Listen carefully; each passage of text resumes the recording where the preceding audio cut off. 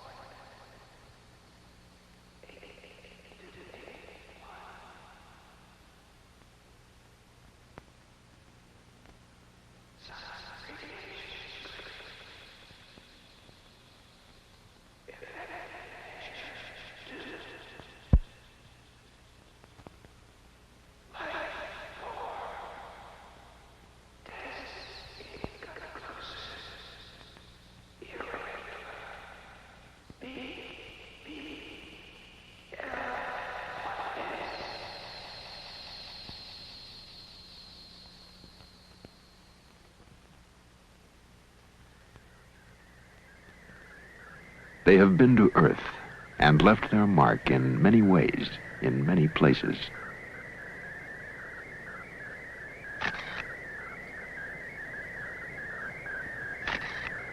Figures etched on the plain of Nazca tell a story of explorers from outer space.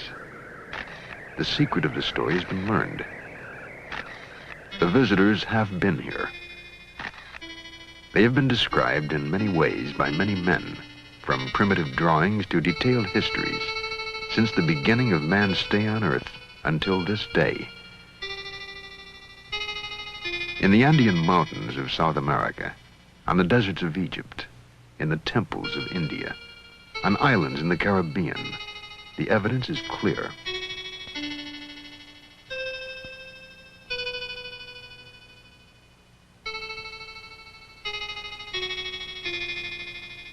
The record of visits dates back more than 500 centuries.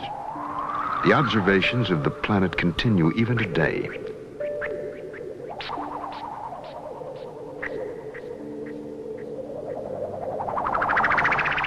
Monuments to the visitors that were created thousands of years ago have been found. They are tributes to the gifts brought from outer space.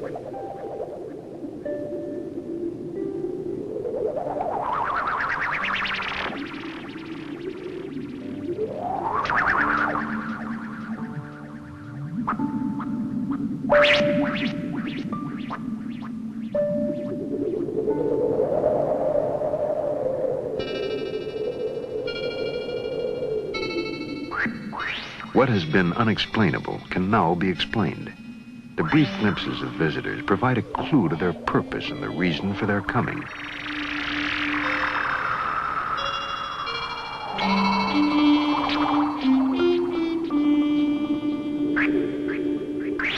Every law of probability proves that other life exists in the universe. It is now possible to understand how life could have been transported to Earth from some distant planet. It is now possible to understand how we are connected to outer space.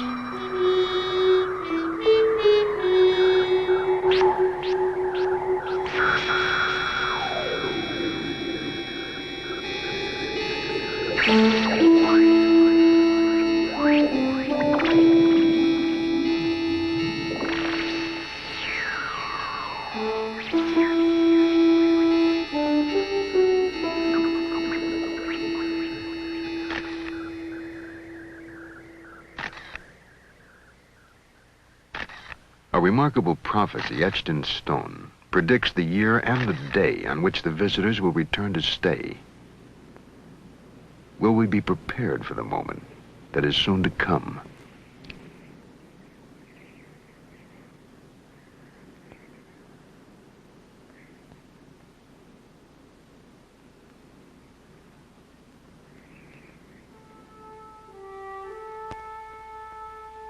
To travel successfully in deep space, man would have to hold the secret of his most precious dream, immortality. Distances are so vast that the spark of life must burn for eons to assure the successful transport of life from one galaxy to another.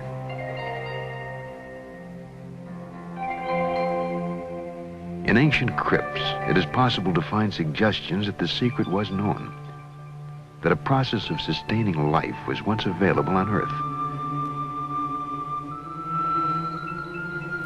X-rays of mummies, thousands of years old, indicate that they were encased at very young ages. Most were no more than 20 years old.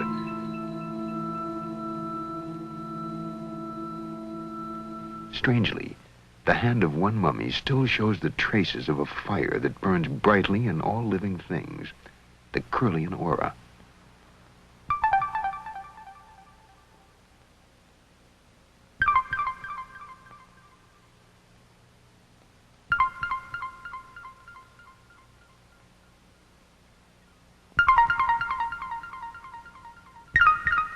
You were witnessing the strange, as yet unexplained event called the Kirlian effect. Its presence has been suspected for years. Only recently could the living spark be photographed.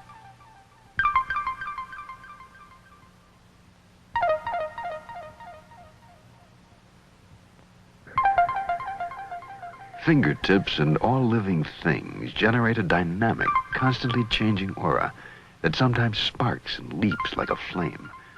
How it works is something we simply do not know.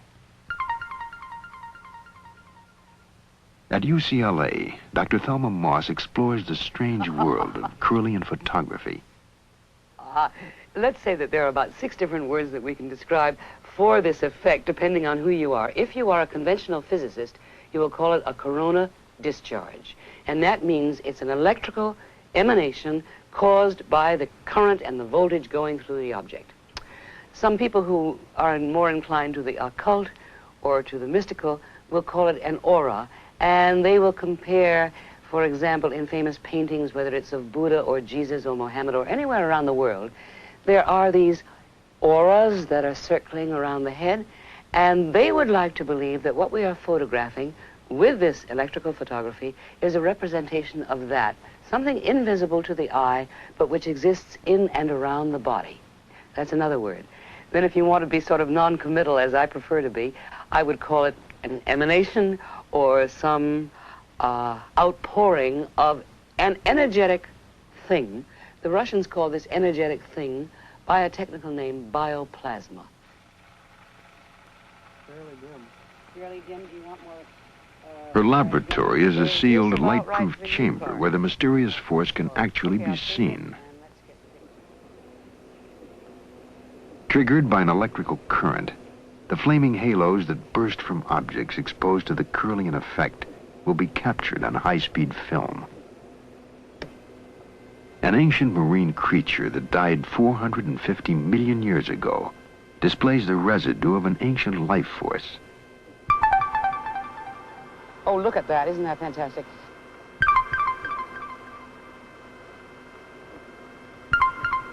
What do you think that was?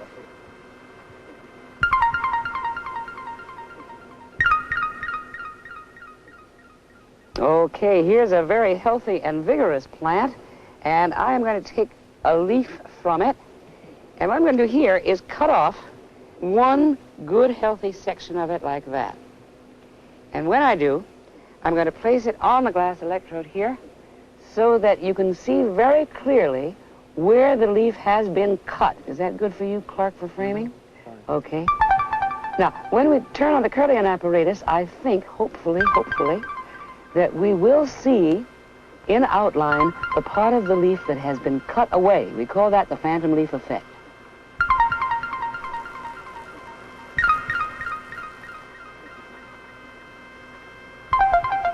And after a moment, it is there, the aura of the full leaf.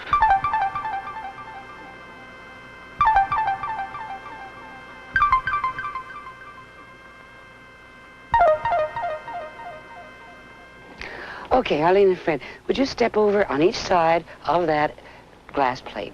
put your fingers on the back. I'm going to turn the power source on.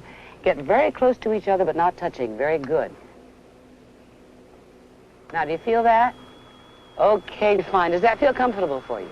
Good. Now, would you lean across to each other and start kissing? And please make it a passionate embrace, okay? With these any hands? Yes, sure. Use hands. Use anything you can. Go to it.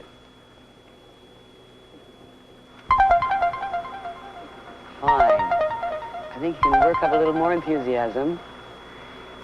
It looks to me as though maybe Arlene is having a little more fun than Fred. Can you get more into it, Fred?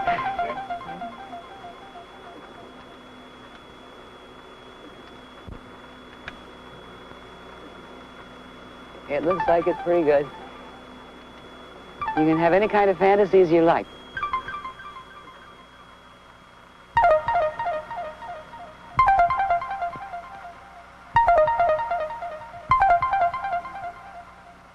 The life force responds to an emotional experience. Okay, that looks just fine. What is it we're looking at in Curlian photography? And up to this moment in time, nobody knows. Whatever is seen in Curlian is seemingly immortal and possibly universal.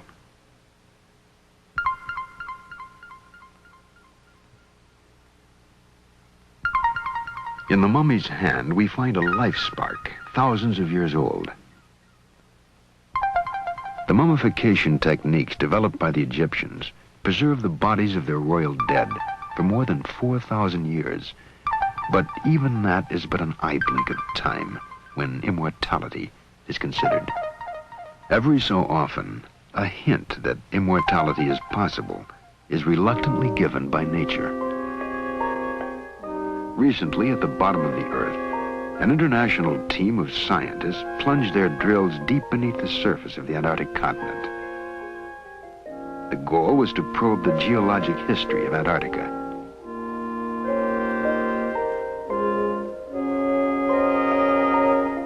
"420 feet beneath the surface of McMurdo Station, Dr. Roy Cameron touched immortality.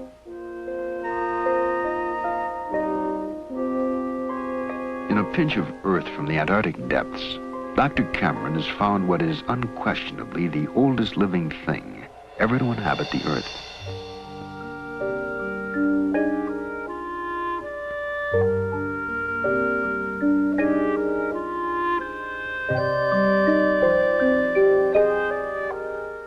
After spending millennia freeze-dried in the cold rocks of Antarctica, a colony of bacteria have reawakened in the warmth of the laboratory.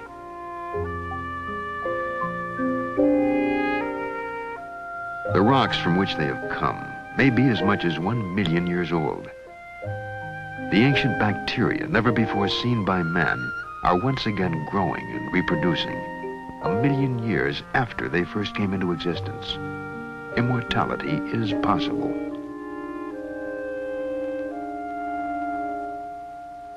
Immortality, or something resembling it, is necessary when we consider the vast distances of space that must be crossed to plant life elsewhere in the cosmos. Somewhere in space there is life, but where?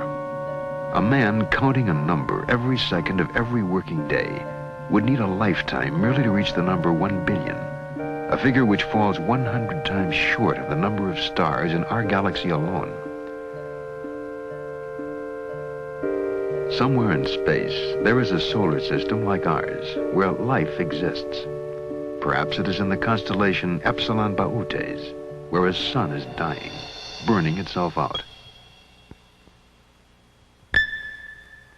Eons ago, the dying sun would have threatened all life on the second planet of the solar system. Some scientists believe that a space probe was sent from that planet toward the Earth. They believe the probe sent these signals in 1927.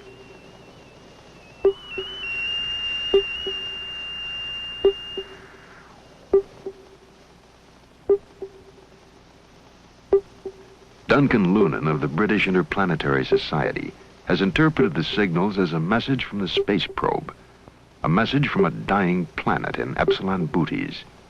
Duncan Lunan. What occurred to me was that the stars are spaced at random in the sky, therefore the coordinates of a star map, expressed numerically, would be a random series of numbers. There are 7 dots in the barrier, and there are 6 dots on the right-hand side here. And they have quite a marked resemblance, very marked indeed, to the constellation figure of Boötes, the herdsman. These short lines of intense, rapidly repeated echoes appear to be of the nature of clues, as it were, to the interpretation of the panel. It's like these sort of children's puzzles where you join up the dots and you make a shape, so that you could sort of take it like this. It start here. We come from Epsilon Boötis, which is a double star, and then we have this interesting sort of swallow-like shape here, and it says, or seems to say, we live on the 6th planet of 7. Well, 2 signals later, we get an absolutely explicit statement in another scale figure that they came from the 2nd planet to the 6th. They've got a whacking great arrow pointing from the 2nd planet to the 6th with a sun dot at the front end of it. The sun, in other words, it says the sun pushed us from the 2nd planet to the 6th. And just in case we haven't got the point, it's repeated in exactly the same way 2 signals later. The signals are the only known message from space. In the sequence of sounds, Duncan Lunan has found a specific message of a population moving from the 2nd planet to the 6th in Epsilon Boötes. And then where? Perhaps to Earth. The signals are an SOS to the universe. In this situation, the inhabitants of the planetary system would find themselves in real danger. Their own planet would get hotter. In time, all the planets would get very hot. They would have, in other words, to perfect first interplanetary and then interstellar travel in order to get away from the sun. So the probe then came to the Earth. It came to the solar system. It located the Earth. It came into orbit around the Earth, and it began looking for signals, intelligence signals from Earth that would indicate the presence of intelligence. If Duncan Lunan's interpretation of the signals is correct, a space probe is now traveling in our solar system, monitoring life on Earth. It may already have been seen by American astronauts. Gemini 7 here, Houston, how do you read? Loud and clear. 7, go ahead. Bogey at 10 o'clock high. This is Houston. Say again, 7. So we have a bogey at 10 o'clock high. Roger. Gemini Control here again. The reference in that conversation was bogey. It was Borman who reported sighting the bogey. This is Gemini Control in Houston at 4 hours, 24 minutes into the flight. Bogey is the code word for an unidentified aircraft. But a bogey in space is almost beyond belief. Or is it?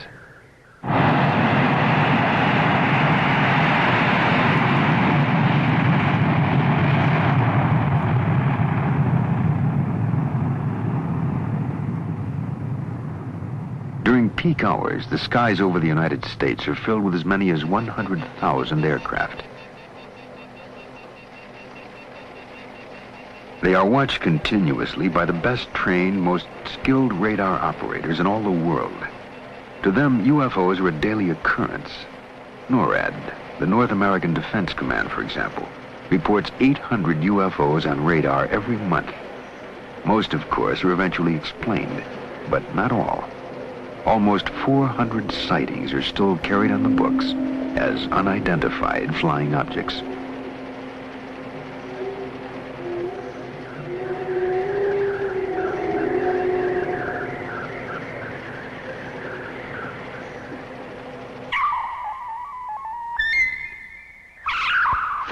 Reports of airborne objects which cannot be identified give a clear indication that the Earth is being monitored, watched by a presence from somewhere else in the universe.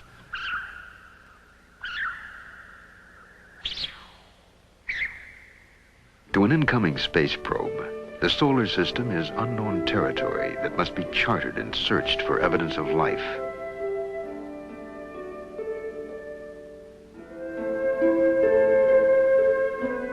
Assume the technology of reaching thousands of miles per second had been accomplished, that the problems of acceleration and deceleration in space had been overcome. A probe would then enter the solar system from its most distant point, past Pluto, 3 billion miles from the sun, and lacking atmosphere, past Neptune and Uranus, too heavily laden with hydrogen and methane to support life.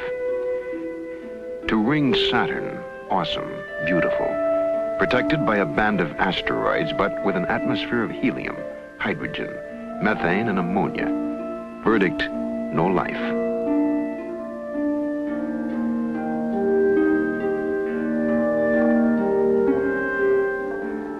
Ahead on the journey lie the most probable planets where life might be sustained.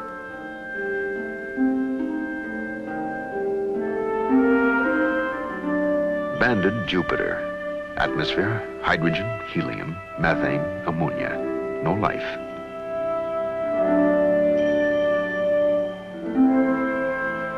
Mars. Distance from Sun, 142 million miles.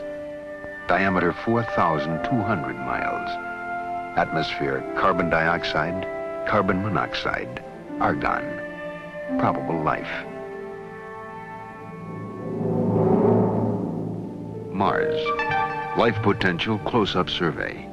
Planetary atmosphere thin. Water present in small quantities. All life forms designated primitive. Existence marginal.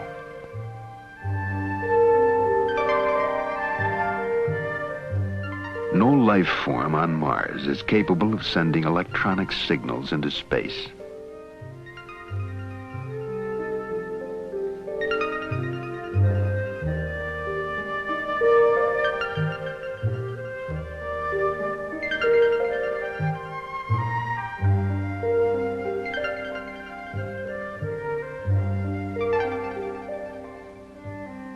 No, if there is intelligent life in this system, it must be on the third planet, the blue world called Earth.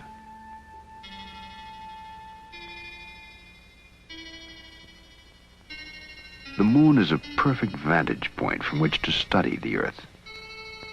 Only 250,000 miles away, the explorers could keep a close watch on the blue planet. The moon is now familiar territory after 6 successful manned landings. But our detailed knowledge is limited to 6 specific locations. Each has told us something new, something we did not know before. The moon is different from the Earth, and clearly was not torn from it, as many scientists once thought.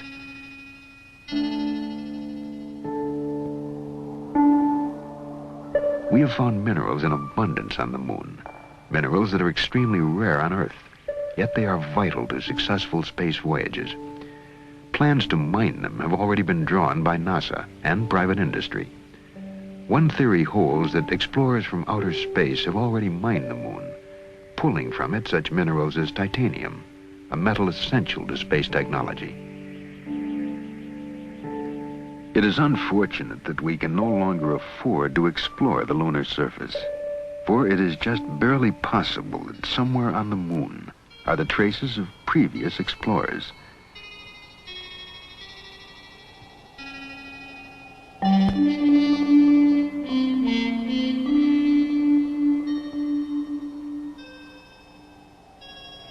If travelers from outer space were seeking an exploitable planet in our solar system, the moon would become the jumping-off point for their explorations.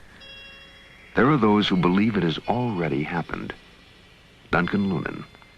It's possible that in the course of our history in the last 13,000 years that ships from Epsilon Botis have come here, have conducted survey missions, possibly even had small settlements established here for a time and pulled out again. We have evidence that a landing was made in the Andes near a lake called Titicaca. From the shore, the outline of Titicaca has no pattern. Only when viewed from space does it take on the shape of a jaguar about to pounce. In the ancient language of the region, Titicaca means stone of the jaguar. Was it named by arriving space colonists?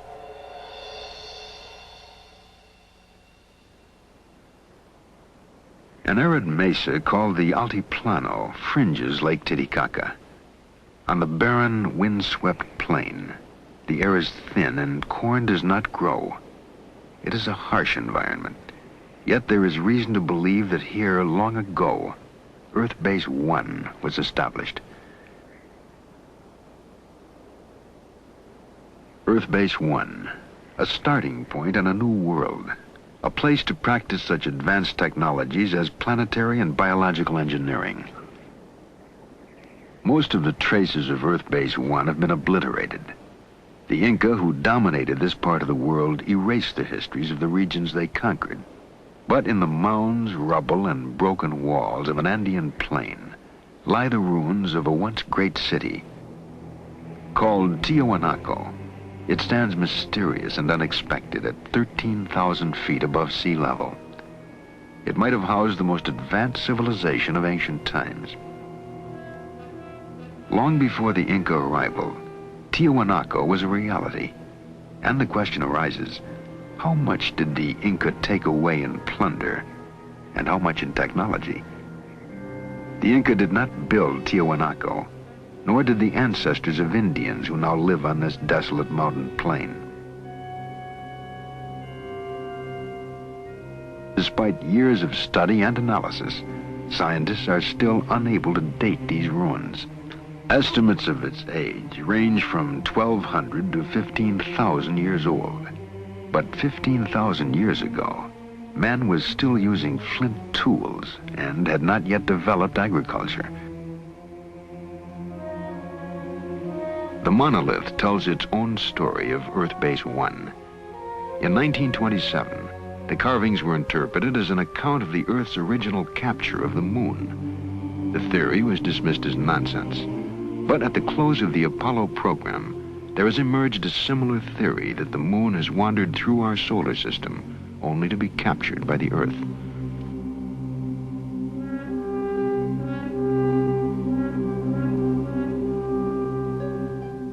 Of all the mysteries at Tiwanaku, none looms quite as large as a monolithic archway called the Gate of the Sun.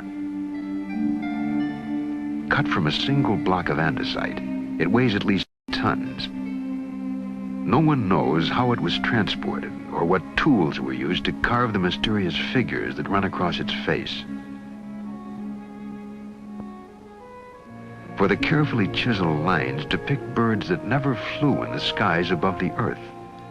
A record in stone that we cannot read, except for one intriguing feature, the eyes, which form a part of still another creature. Figures barely discernible, but nonetheless familiar to us as space-helmeted astronauts. No less mysterious are the eyes of the god atop the arch. 2 tears are deeply etched into his cheeks. And no one can say why the sun god of Tiwanaku weeps. And so it stands, a brooding, mysterious ruin atop a desolate mountain plateau, 13,000 feet in the air. Was it built by those who came to make a new home of planet Earth? 300 miles away, on another plain, lie the strange lines of Nazca. From ground level, the lines are very shallow scratches, barely 4 inches deep. Yet they have remained intact for thousands of years. No wind blows across the plain. No rain washes away the marks. Whoever drew the lines knew they would remain. The plain is in effect a giant permanent blackboard, readable only from the air above. It was designed for incoming alien explorers. It may still serve the same function.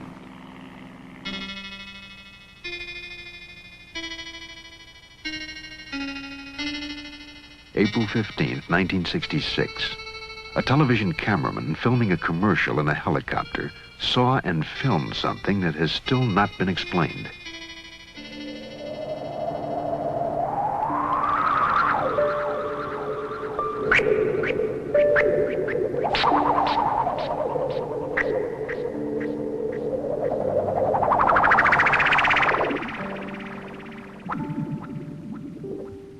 There have been other sightings. April 2nd, 1966. A Melbourne, Australia businessman photographed an object hovering in the sky.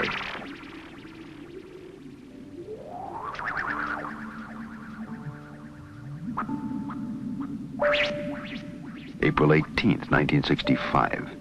A small metallic object buzzed the ground south of Albuquerque, New Mexico.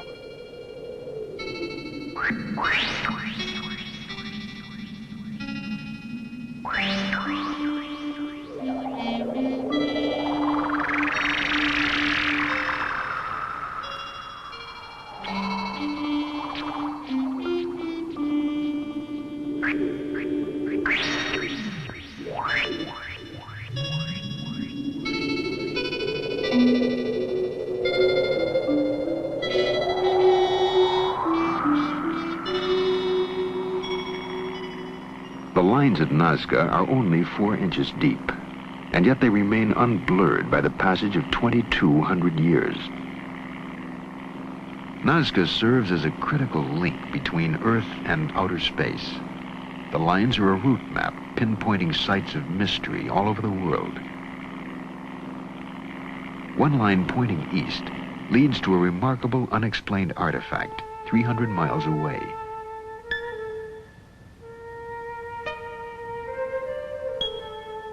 Someone built Sacsayhuaman, a megalithic fortress in the Andes. Who and why is a mystery.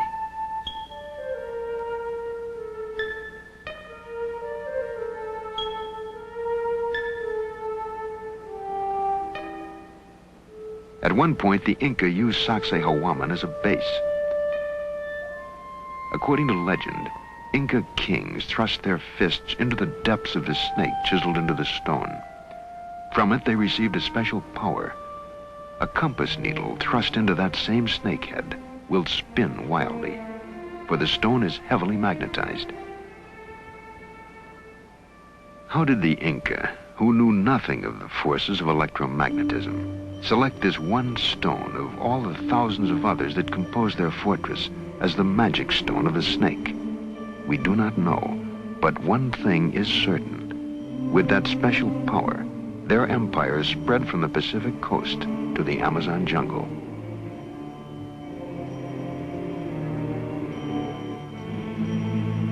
The Inca knew nothing of the wheel, and yet their roads are still in use today.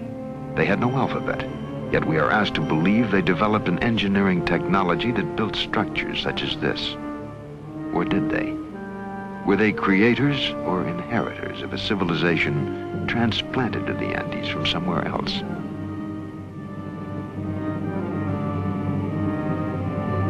Sacsayhuaman is built of enormous blocks of stone, cut and beveled to fit together with micrometer accuracy.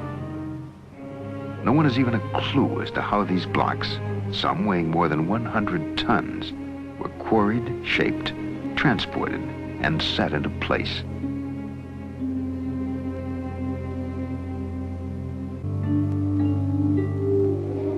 "35 feet underwater and 1,000 yards off the northern shore of the island of Bimini in the Caribbean, there is another wall.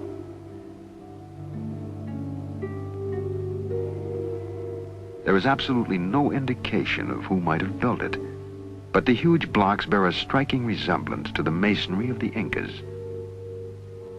Some scientists claim it is a natural formation and not a wall at all. But if ocean currents cut the stones in the sea bottom, did they also cut them at right angles to each other? The Bimini Wall is but one of many mysteries in the Caribbean region, known as the Bermuda Triangle. Here, ships and planes vanish under circumstances that defy all logical explanation.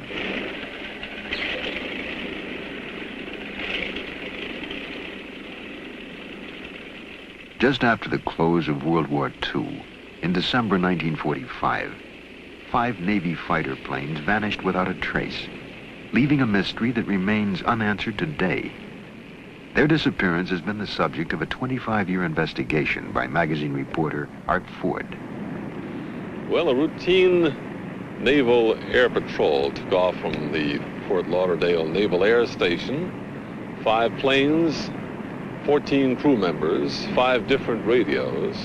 After the planes were in the air a few hours, they vanished. 5 radios did not give a coherent reason why they vanished. The men were never seen again. No wreckage of the planes was ever found. There was no radio contact after they were lost. A search plane went up after them with 13 men aboard, with every bit of equipment necessary to find them. It vanished within 7 minutes. Particularly significant in the case of the missing planes was the radio transmission report that remains in the record in the archives in Washington. Lieutenant Robert F. Cox was flying out to try to find Flight 19. He said on the radio, "What is your present altitude? I will fly south to meet you." And Taylor, who commanded Flight 19, replied, "Don't come after me." He was warning his fellow flyers who were trying to rescue the plane, which they thought was lost. And he said, "They look like they're from outer space. Don't come after me."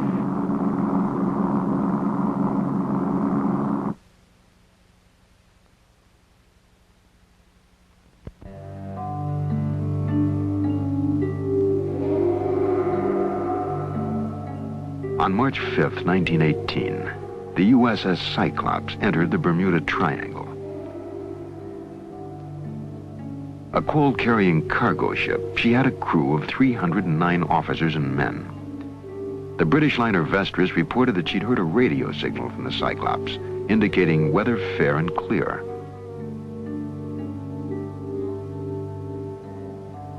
The Cyclops was never seen or heard from again. No trace was ever found. 10 years later, in 1928, the liner Vestris also disappeared without a trace. Proteus, the sister ship of Cyclops, disappeared in the Bermuda Triangle between November 23rd and December 10th, 1941. She was carrying a cargo of bauxite. Like Cyclops, no trace was ever found.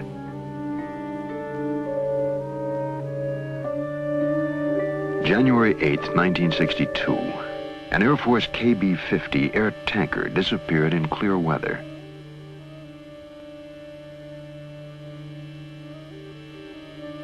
No trace of the plane or its 8 crewmen has ever been found. More than 100 ships and airplanes have been lost in the Bermuda Triangle, taking with them 1,000 lives. There is no explanation for the disappearances that have taken place in clear weather and calm seas. Is this the corridor to outer space? Did the first colonists plant a homing device, a navigational aid, under these waters? A beacon for spacecraft to home in on that somehow interferes with our own navigational devices. January 16th, 1958. An Air Force officer aboard the Brazilian ship Almirante Saldanha sighted a flying disc that hovered over the water for 30 seconds and then sped off.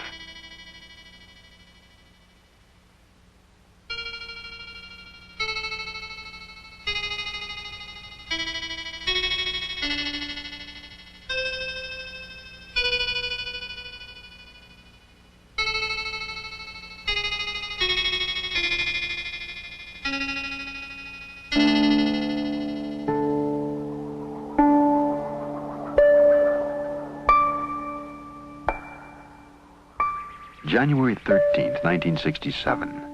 A UFO was photographed as it dove and climbed above the Louisiana bayous.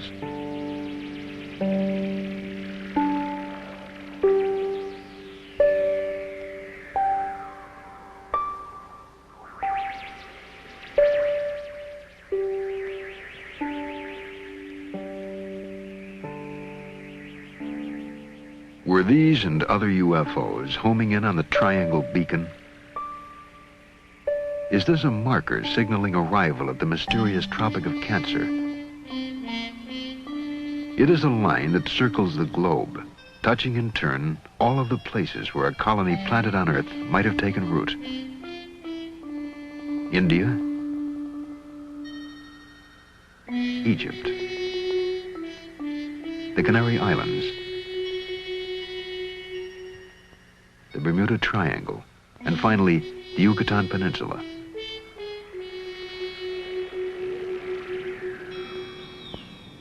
The deep jungles of Central America make an ideal hiding place for a colony cut off from its home planet.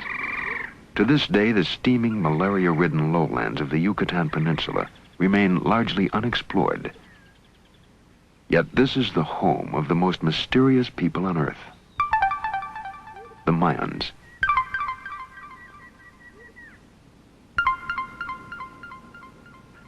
We are asked to believe that the Mayans were simple farmers, but no logical reason exists for them to have planted crops on the most difficult of all land.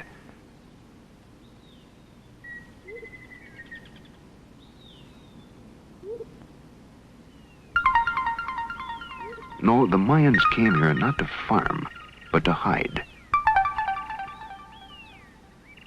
No records tell where they come from.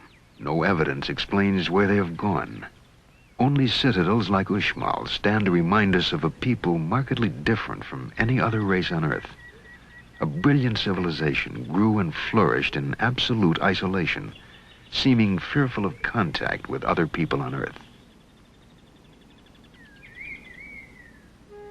Priests were the repository of all Mayan knowledge. They alone possessed a secret language, distinct from that used by the rest of the people, a language they brought from somewhere else and jealously preserved. There are many other indications that they are not of the Earth. We know of their advancements. They developed mathematics to a high art. They invented the figure 0.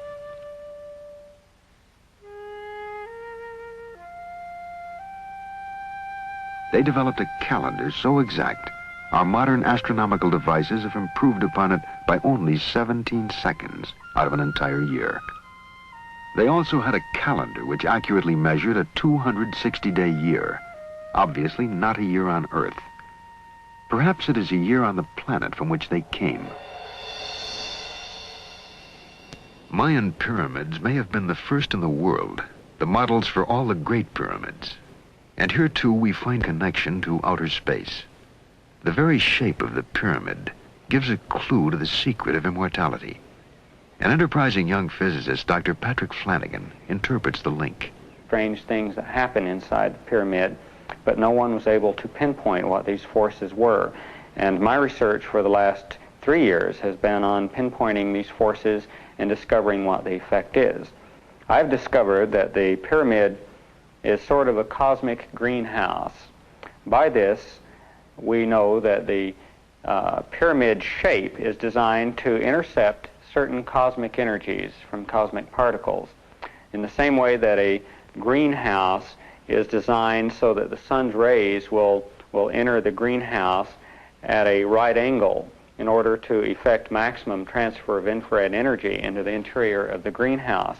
The walls of the pyramid are designed for maximum transfer of this energy, bioplasmic energy or biocosmic energy, whatever you want to call it, and certain phenomena occur in the pyramid. Grains of wheat found inside the Great Pyramid in containers or in the floor, 5,000 years old, sprouted immediately. Also, my own research indicates that, for instance, plants such as mung bean sprouts mummified in the pyramid are capable of growing after they have been dehydrated. So this indicates that the pyramid energy phenomena maintains the actual life forces within the organism. Beyond the possibility of immortality inherent in the pyramids of the Maya, it is possible that they inspired the sudden, unexplainable leaps made by other ancient civilizations. They may have shared their highly advanced knowledge of astronomy with others, for example, the Babylonians.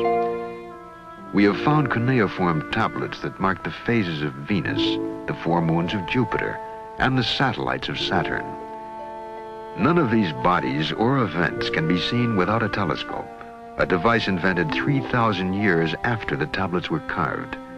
The knowledge must have come from outer space.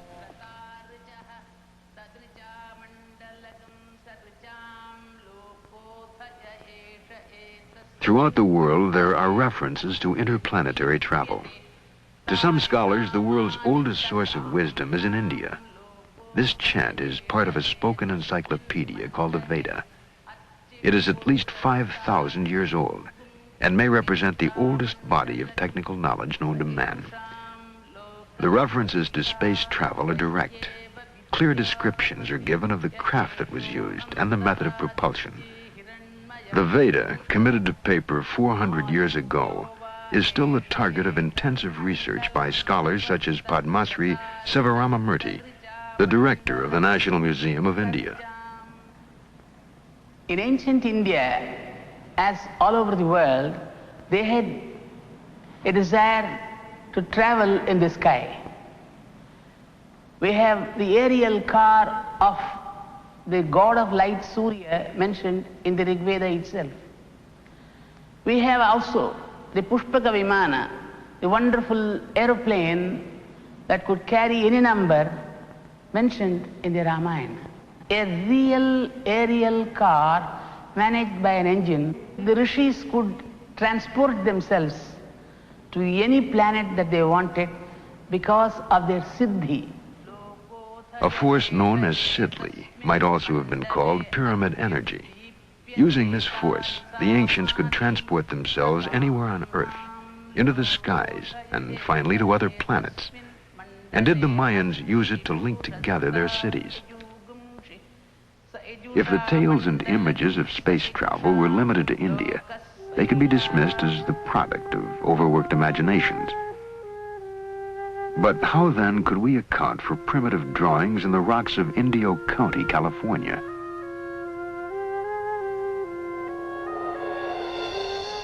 In the 20th century, we accept the existence of spacecraft. What event could possibly have inspired this 14,000-year-old drawing of a spaceship landing on the Earth? On a rocky plain in the Andes called Toro Muerto, hundreds of petroglyphs depict the same scene.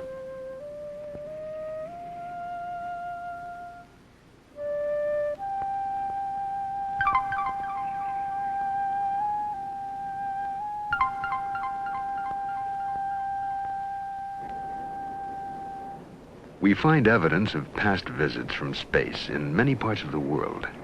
The 2,200-year-old Dead Sea Scrolls found in the caves of Qumran bring us closer to the original Bible than any other source and contain clear references to the Holy Ones descending from the heavens.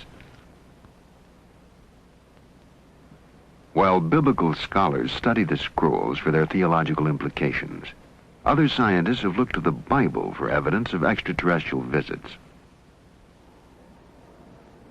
An aerospace engineer at NASA's Marshall Space Flight Center, Joseph Blumrich, has found in the visions of Ezekiel a technical description of a spaceship.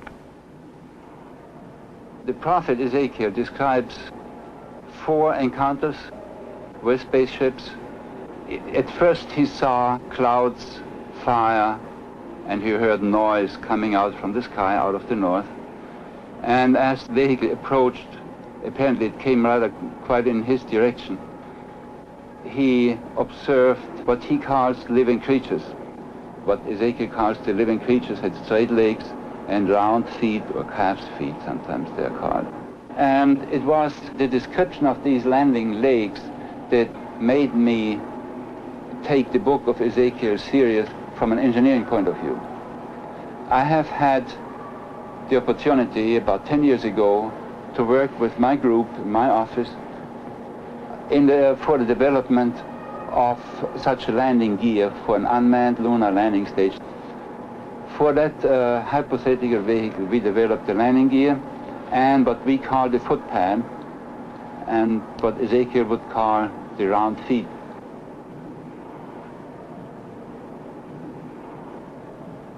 Translating Ezekiel into engineering terms, Mr. Blumrich had these artist sketches made of a landing vehicle supported by 4 helicopter units. One of the interesting examples of Ezekiel's ability to observe and to describe are the faces he sees on these living creatures. What they actually are is quite interesting. Some helicopters, in particular in this case this one, needs protection, just some hood around to protect them against dust or weather and so on. They may have the distinct appearance of faces.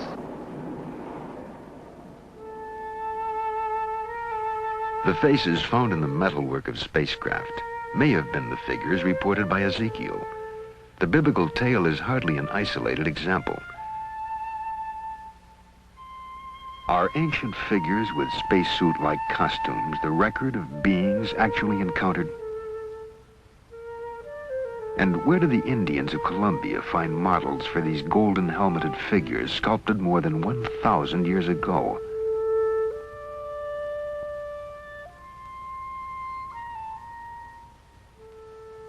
The same people molded these golden objects, which look startlingly like a modern delta-wing jet fighter plane.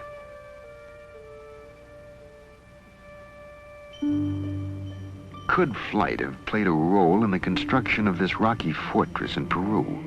Called Ollantaytambo, it spans a pass through the mountains that link the jungle with the sea. The Inca builders were accomplished stonemasons who built a chain of fortresses across the Andes. But nowhere is there an explanation for the technology used to carry enormous pink slabs, each one more than 60 tons, from this mountain where they were quarried, and then 10,000 feet up the face of Ollantaytambo. What else but flight could account for raising the stones to the mountaintop?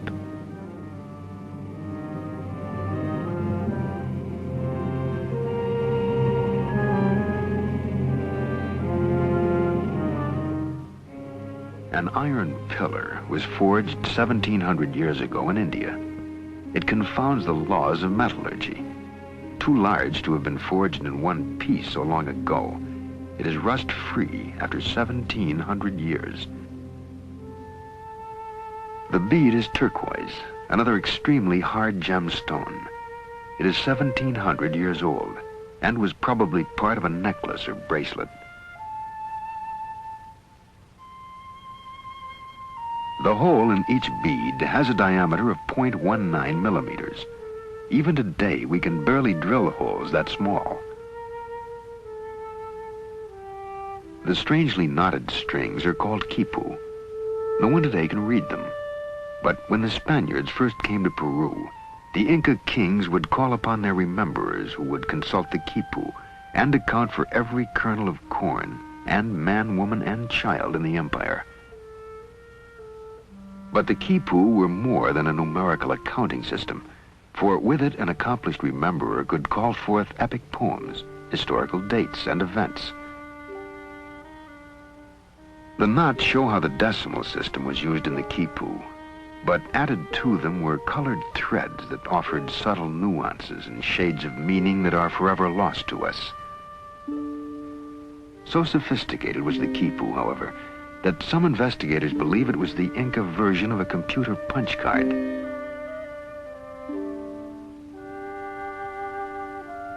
An enormous crystal was placed in a Mochica grave more than 1,500 years ago. It is among the hardest of all minerals, yet it was cut, polished, and shaped by a technology that theoretically could not have existed at that time.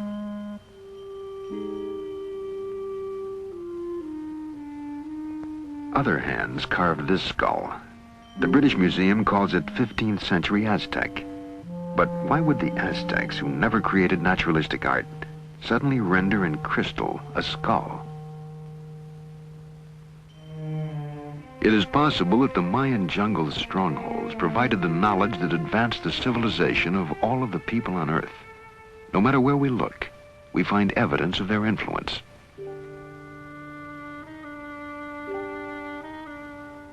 How else can we explain a 700-year-old transplant of a rust-free iron tooth? Found in a Peruvian grave, it seemingly is as functional as any modern dental prosthesis. Other graves yield the suggestion that the ancient Peruvians were accomplished neurosurgeons. At the Cuzco Archaeological Museum, Dr. Fernando Caballesas, professor of neurosurgery at the University of San Marco, demonstrates.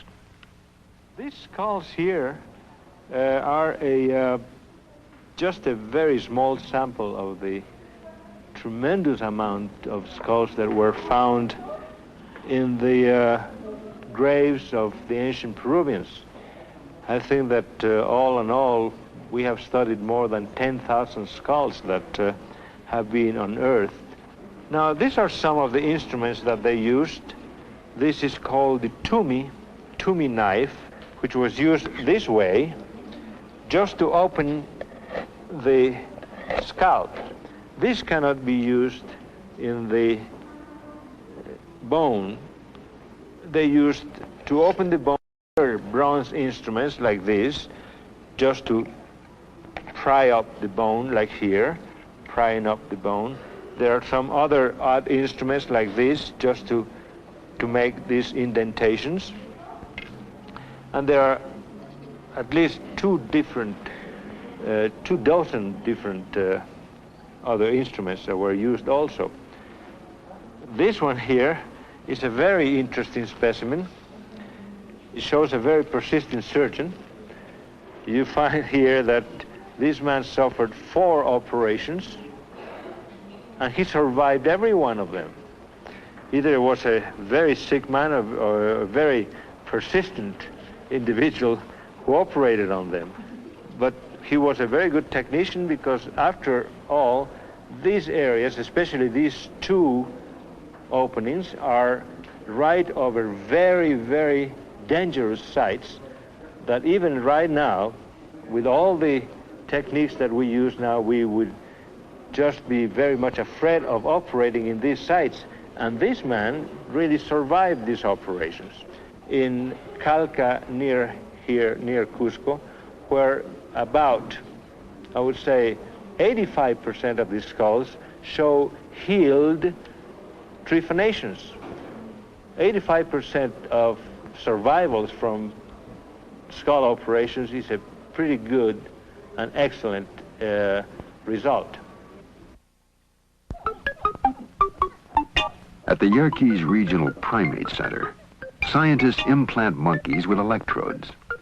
The experiment stimulates the brain with radio waves and thereby controls behavior. Are today's scientists seeking knowledge already gained by similar experiments performed centuries ago?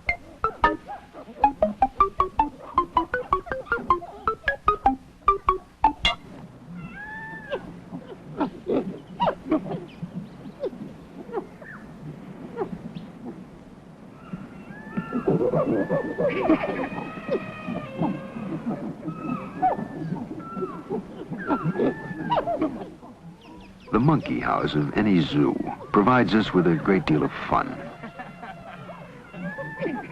But occasionally our laughter is accompanied by an uncomfortable feeling. We're not too different from the apes. With them we share common blood groups, a similar anatomy, and perhaps 1 billion or more years ago, a common ancestor.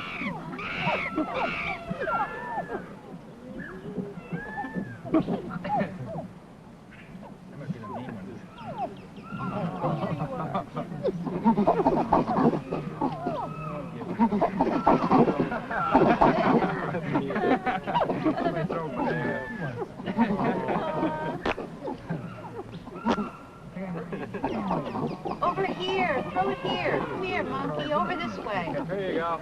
Throw it here, Hey, over this way, come on. Sometime in the distant past, the links between man and ape were snapped by an event that forever changed the course of our evolution. But no one knows exactly what took place.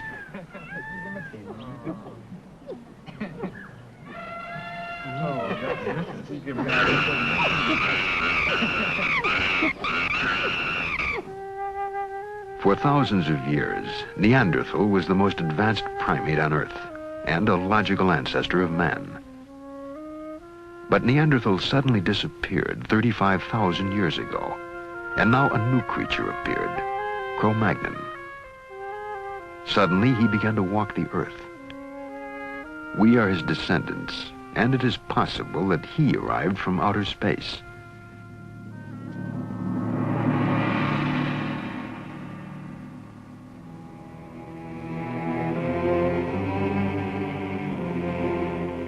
Could evidence of Cro-Magnon's arrival be found at Tiwanaku at Earth Base 1? On the walls are heads, giving to an ancient temple the same feeling as a modern-day anthropological museum.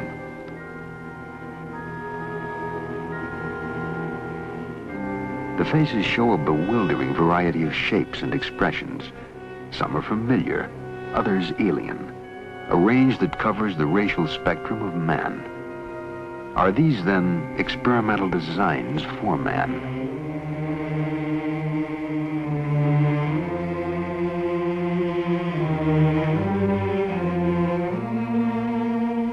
How could life have been transported to Earth from outer space? Certainly in a universe 13 billion years old, there was time enough for uncounted species to rise, create civilizations, and scatter them across the universe, reaching even the small, out-of-the-way planet called Earth.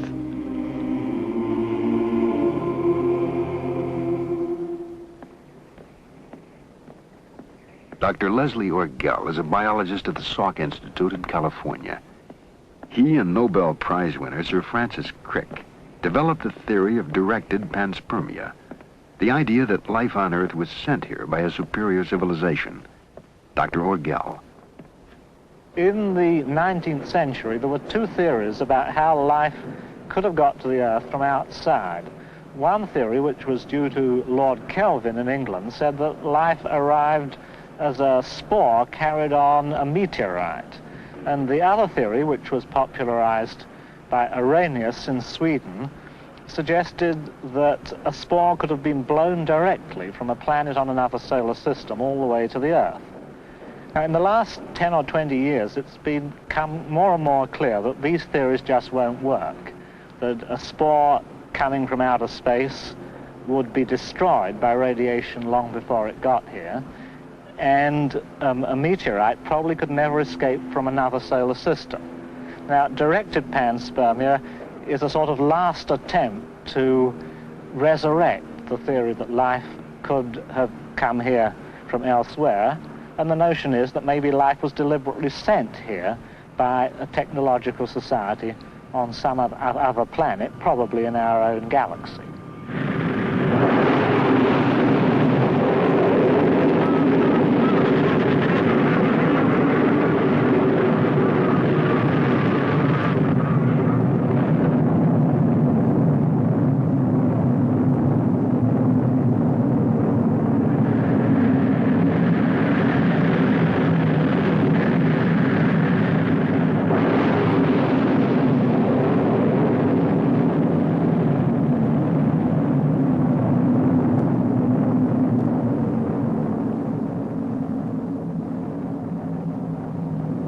Earth Base 1, spaceships would have to spend hundreds of years in flight.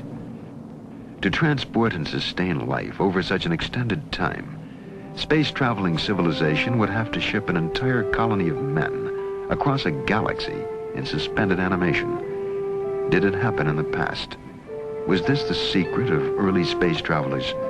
We now know how it might have been done.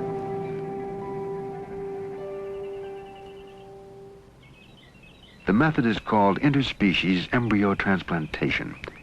It was developed here at the Worcester Foundation for Experimental Biology by Dr. M.C. Chang. In 1952, Dr. Chang took a number of fertilized eggs from the womb of a rabbit and carried them to England. There, the eggs were implanted in the womb of another rabbit, where they came to term. The offspring, in turn, became pregnant. Their fertilized eggs were then taken from England and implanted in the Worcester rabbits. The Worcester colony is now composed of the descendants of that first embryo implantation. Some just like this and put into the test tube.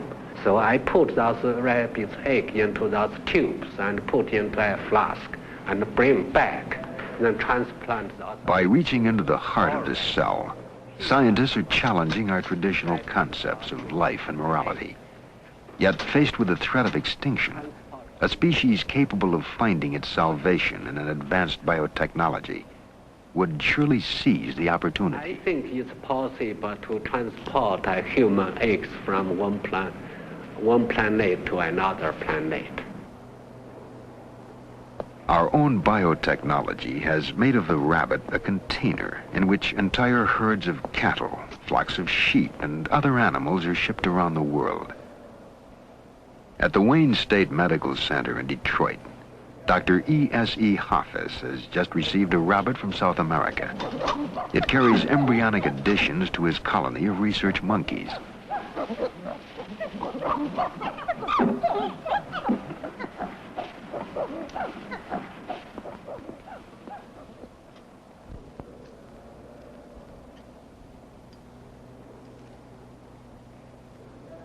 The idea of embryo transfer is to obtain large number of embryos from one species and ship them to another part of the world in an easy species like the rabbit.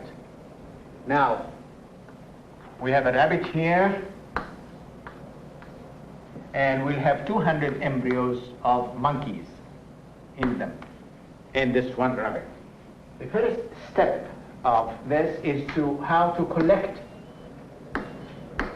the embryo. This requires surgery.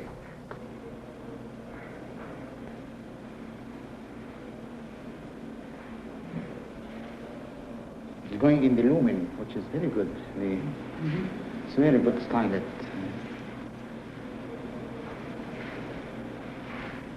Then examination of the embryo under the microscope.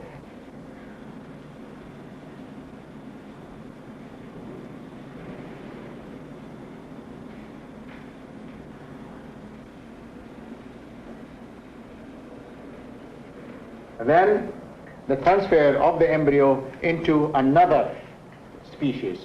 And then we will go to the monkey and transplant the monkey embryos that were put in the rabbit into this monkey. I don't like to put any air bubbles inside at all, so just we'll...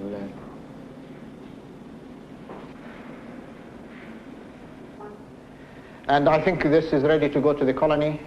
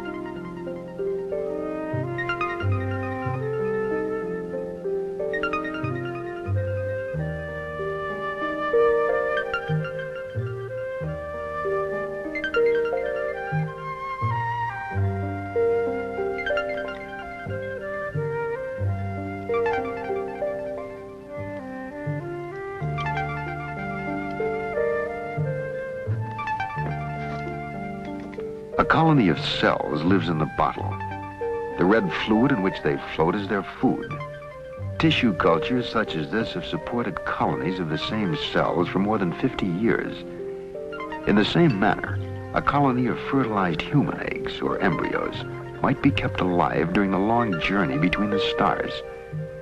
Periodically, several embryos would be implanted into female crew members, be born, grow, and take their place in the crew, caring for the embryo colony that would one day be planted on a new world, light years from their home planet. In just such a fashion, a rocket might have crossed the reaches of open space and brought to Earth an embryonic colony destined to become the ancestors of men.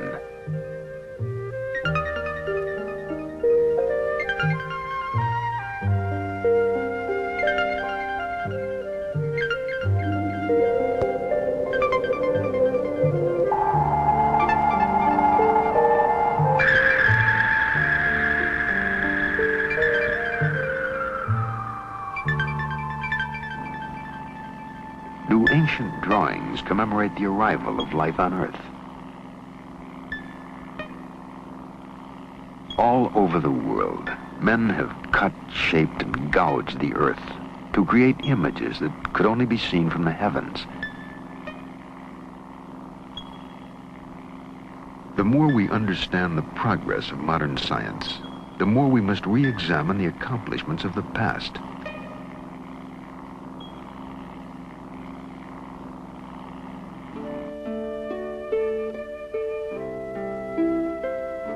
The ancient Egyptians built an incredible complex of temples that were in reality astronomical observatories.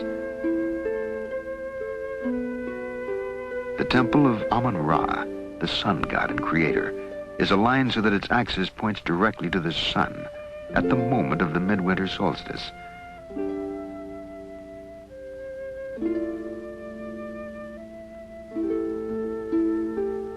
The temples of Mut and Khonsu, the consort of Ra, form an axis that points to the crescent moon that rises the day after the summer solstice.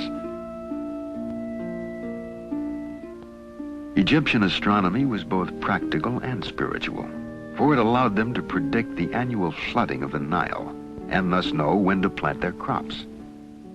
But more important, the temple lines could be followed directly to the sun, the source of immortality. To the ancient Egyptians, death was but a doorway that led from a life of insignificance to eternal life. And so the Egyptian pharaohs crossed from Karnak on the east bank of the Nile, where the living dwelled, to the west bank, where they entered the city of the dead. Once within the city of the dead, the pharaoh was prepared for a journey into space.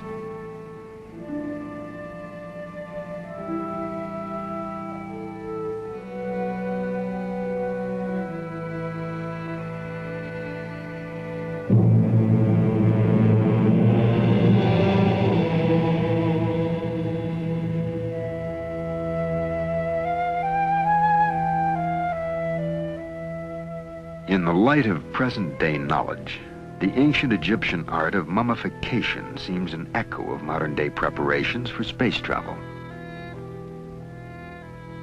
The Egyptians believed that two spirits remained with a man after death.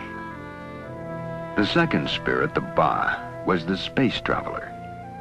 Each night, the Ba left the body and traveled with the sun through space until it returned to light the world again. To the ancient Egyptians, the Ka and the Ba were not abstract disembodied ghosts, but real entities, and they required a place in which to dwell for all eternity.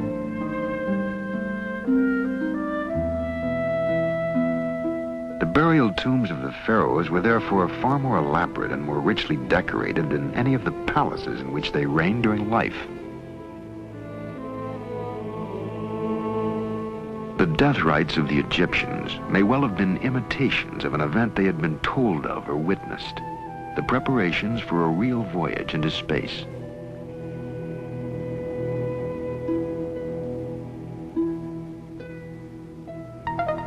The pyramids were more than mere tombs for the dead.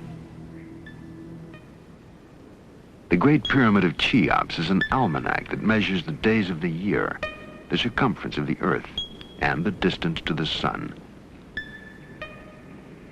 The Egyptian pyramids have been studied by many scientists, but the great breakthroughs have been made by physicist Patrick Flanagan. His studies have shown the peculiar function of the pyramid and its relationship to immortality. It's very possible that the Great Pyramid of Giza was constructed by a race of scientists having far superior knowledge to our own. The fact that the Great Pyramid is level over an area of 14 acres within 1/2 of an inch and is the world's most accurately aligned building to true north, and the fact that it incorporates higher mathematics in its very design, indicate that a superior race designed the Great Pyramid. Now, when we ask why, is there a possibility, for instance, that the Great Pyramid is some kind of space beacon? Well, this may be very possible, that the Great Pyramid is some kind of beacon, homing beacon for spaceships. This possibility exists due to the fact that even with our most powerful radio telescopes, we have been unable to detect any kind of communications going on in outer space, and yet UFO sightings indicate that there is activity in outer space. Therefore, the UFOs must be using another form of energy to communicate by, and it's very possible that the energy phenomena associated with the pyramid is the energy used for communications by UFOs. It's very possible that pyramid energy could be used to preserve tissues over extended period of time, such as on long space travel, or for preserving tissues for cloning purposes, for future cell regeneration. The pyramid's phenomenal ability, or the pyramid energy ability to mummify food so completely with no destruction of the tissue, indicates that it would be a very valuable natural source of preservative energy for cloning purposes, or for preserving anything, any cell structures for an extended period of time. And so for thousands of years, the mummified body tissues of the pharaohs rested near the pyramids, along with an exact record of every day spent on Earth. Detailed diaries. Why? Had Egyptian priests been told that reincarnation of a body was possible if its cells were preserved? The diary would then serve as a coded memory for a new body. Immortality would then depend on the pyramid shape, a form whose beginnings are seen at Earth Base 1. At Tiahuanaco, Earth Base 1, a mound of dirt covers the foundation of an enormous pyramid, more than 15,000 years old. At virtually every site of ancient mysteries, a pyramid can be found. In Teotihuacan, a Mayan stronghold, there stands another perfectly aligned pyramid. More than a storehouse of mathematical data, it concentrates biocosmic energy, a force that the Mayans may have used to create infinite life. Today's science is just beginning to understand how it can be utilized.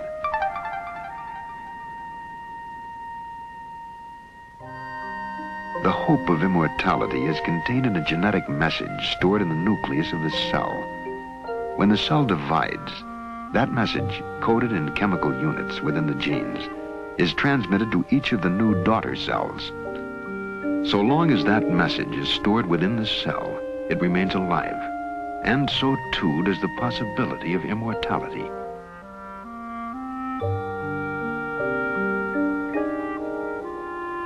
In the life cycle of the axolotl, a prehistoric-seeming creature named for the Aztec god of death and resurrection, scientists have found a form of immortality. At the University of Indiana, Dr. Janice Brothers uses the cells of one axolotl to create others, exact duplicates that are in every respect identical to the cell donors. The process is called cloning, and it makes theoretically possible the creation of an army of identical creatures with exactly the same physical and genetic features and capabilities. Eggs are collected from a white axolotl. If fertilized normally, the eggs would divide into a number of new, different axolotls, sharing as their one common trait, the white skin color. But these eggs are destined to serve only as carriers, mere biological putty containing no genetic message of their own. The egg nucleus is destroyed. It can no longer be fertilized and develop in the normal manner. It can no longer provide any genetic instructions to the individual that will develop from it.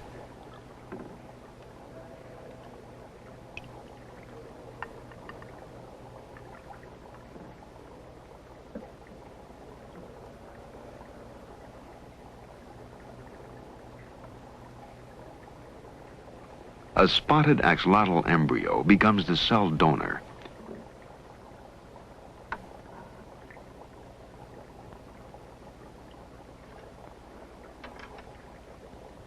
Carefully, the nucleus of a single cell that carries the genetic information is teased free and pulled into the pipette. It'll provide all the instructions needed to create a new individual.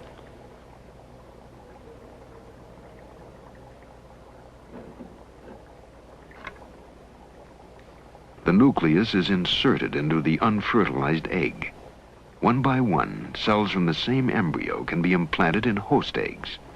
The results will be clones, a total replica of the creature from which the cell has been taken.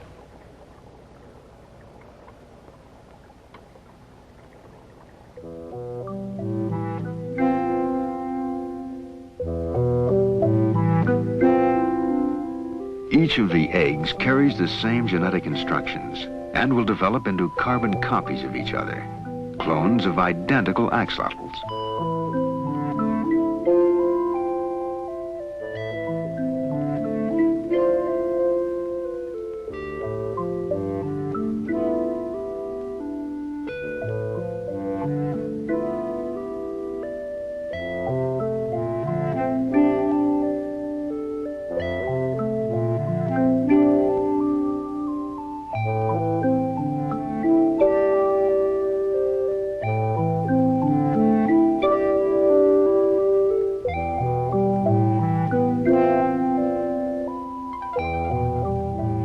Virgin births have brought forth identical spot-by-spot copies of a single parent, a uniform set of clones.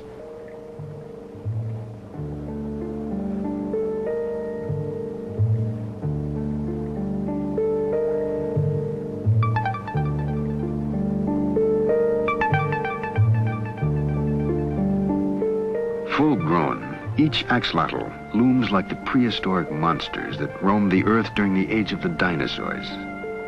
But these creatures are so far removed from that time as to be of another world, for they are clones, exact copies of each other.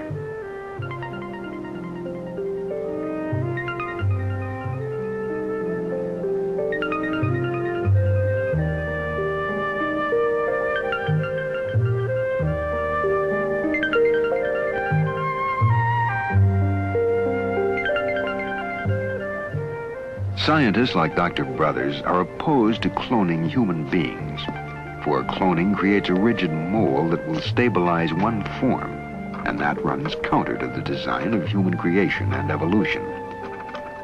For only in our genetic variety have we gained the traits needed to survive the changes in the earthly environment, and perhaps also those we shall find on the alien unknown worlds of space.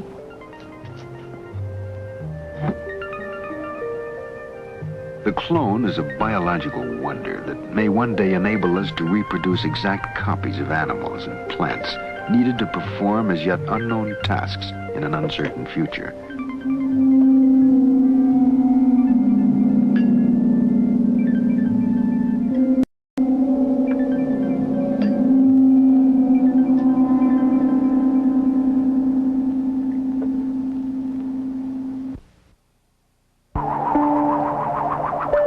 The evidence is sometimes dim, often subject to different interpretations, but somehow the idea persists. The Earth has been visited before and will be again. The question remains, how will we communicate with the visitors?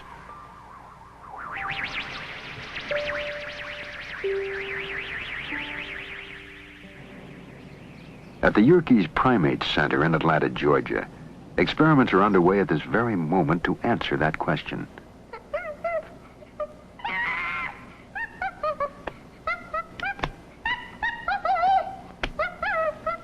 This is Lana. She lives in a plastic cage with a computer.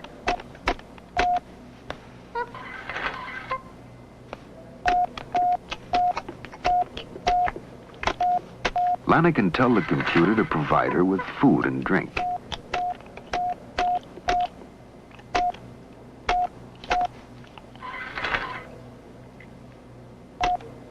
The symbols are abstract, not pictures of real objects. And by using them, Lana is in reality using language as well as any human being. To get beyond the confines of her plastic-walled world, Lana tells the computer to open the window.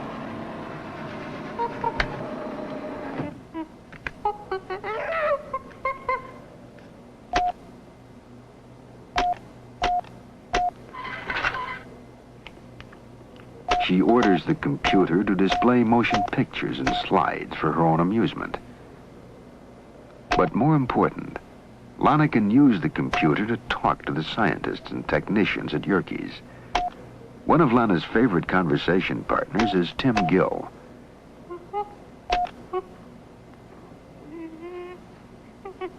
Tim has a computer panel just outside Lana's room.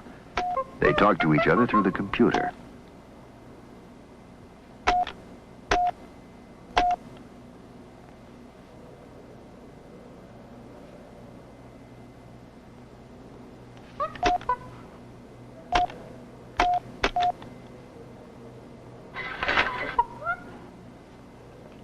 The language they share is not chimp chirping or English, but a language of symbols called Yerkish.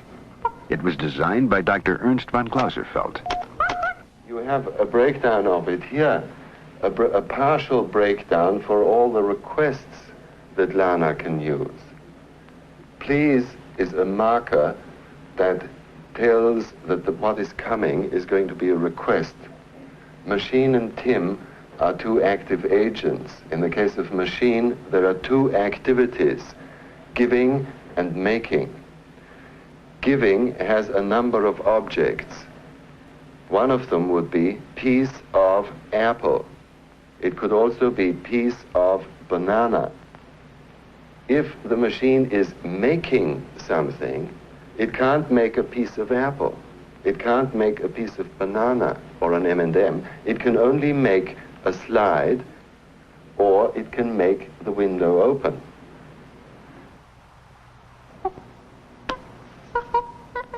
Lana forms perfect sentences that communicate specific ideas. She has language in common with Tim. The experiment is not as sterile as it looks. Tim and Lana have developed a close relationship. Can Tim visit Lana, he asks.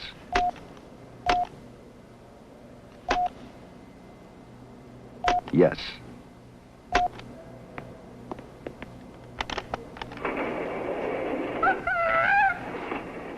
Much of Tim and Lana's friendship is based upon proper social behavior.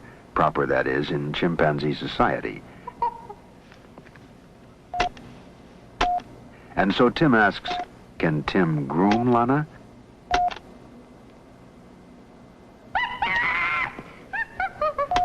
Yes.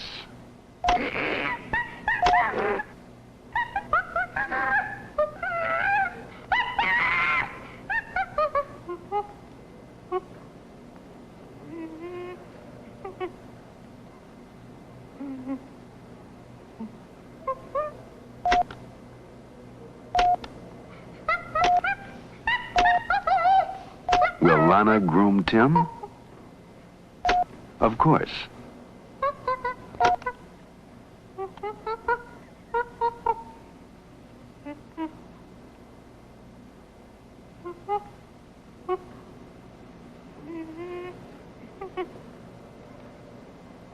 It's not yet Planet of the Apes, but Lana has demonstrated the ability to utilize man's most sophisticated tool, the computer, and his most important intellectual attainment, language. We can learn a great deal from this experiment, for anyone reaching the Earth from the deep recesses of space may occupy about the same position on the intelligence scale relative to us as we do in relation to Lana. But it also means that we have found at least one means of communicating with a totally alien species.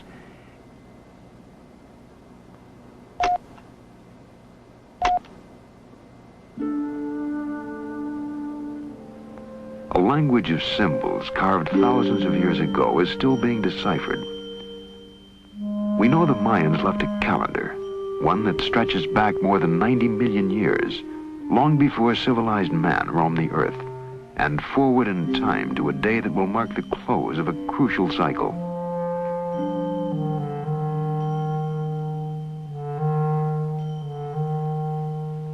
An inscription tells us that the modern period will end December 24th, 2011 AD. We may presume that they were computing the length of a space voyage and marking the exact date of return.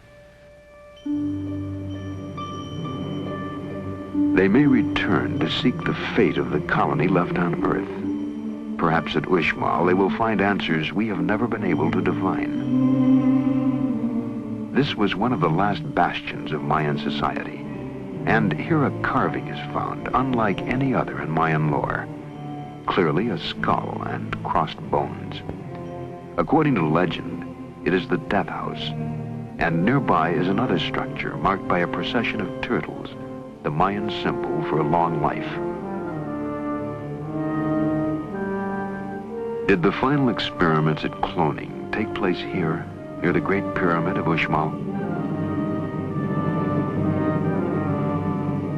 December 24th, Christmas Eve, 2011 AD. On that day, they may return to seek the fate of the colony left on Earth. Perhaps they will settle in the jungle of Uxmal, where, according to legend, Mayan priests talk to their gods through a black, shiny, glass-like rock, an ancient description of a television receiver. We know now how they transported the colony to Earth and what they might have left behind. We have only to learn why they are coming back.